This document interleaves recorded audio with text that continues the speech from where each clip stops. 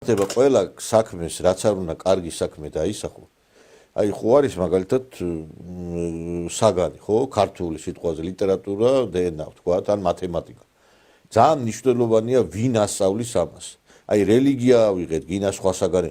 შეიძლება ერთმა მასწავლებელმა შეაზიზღოს ბავშვის რელიგია და მეორემ შეაყვაროს. ხო, ეგ კიდე ხო და ვინც მოიყვანეს ახლა ამათმა მასწავლებლებად და მოიყვანეს ამ სისტემაში და დაასაქმეს განათლების სამინისტროში. ესენი აი რაც არ უნდა კარგი იდეა შემოიტანოს, თუ კი კადრებისგან არ გაიწმინდა, ვერაფერს ვერ მივახცევთ, ხდებით? განათლების სამინისტროს 90% არის გასაყარელი. ამას ვლაპარაკობ სრული პასუხისმგებლობით. ეს მინისტრიც კიდე ჩვენში დარჩეს, რამდენად ახლა პასუხობს გამოწვევას, კიდე საკითხავია. უნდა იყოს განათლების სამინისტროში პედაგოგები უნდა იყვნენ. როგორ შეიძლება ერთი მინისტრის მოადგილეც არ იყოს პედაგოგი?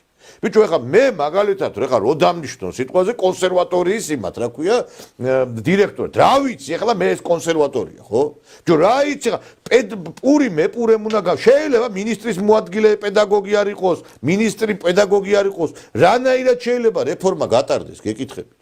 ამიტომ ვიძახი რა, იმ დღეს ახლა გამოვედი ერთ-ერთი პოლემიკა იყო და აი რაღაცა რო ვთქვი, მაშინო აიო რა ვიცი ისაო, რა ქვიაო, შენ თუ იციო უკეთო, მაშინ შენ მოდიოდა. ბიჭო, მე ჯერ ეგეთიც არავინ არ მიშვებს და მე აღარცავ თქვა, ყველაზე ცუდი არის მლიქვნელობა.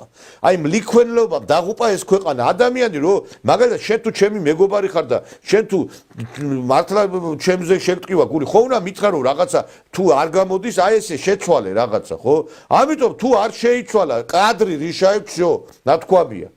ანუ კადრები წვეტე ყველაფერს. რა თქმა უნდა. თუ არ არის კადრი, ხა რა გინა რელიგია შეიტანე და გინა ის შეიტანე, რა ქვია, 10-ჯერ მეტი ქართული ასწავლე და ისტორია, ხო? არ არის ეს ხალხი იქ დასასაქმებელი, გამოსაყრელია. რატო გაუქმა განათლების სამინისტრო იმან ტრამპმა? ყრის იქიდან ყველას. ცერეულს რატო შეუჩერა საქმიანობა? ყრის იქიდან ყავს.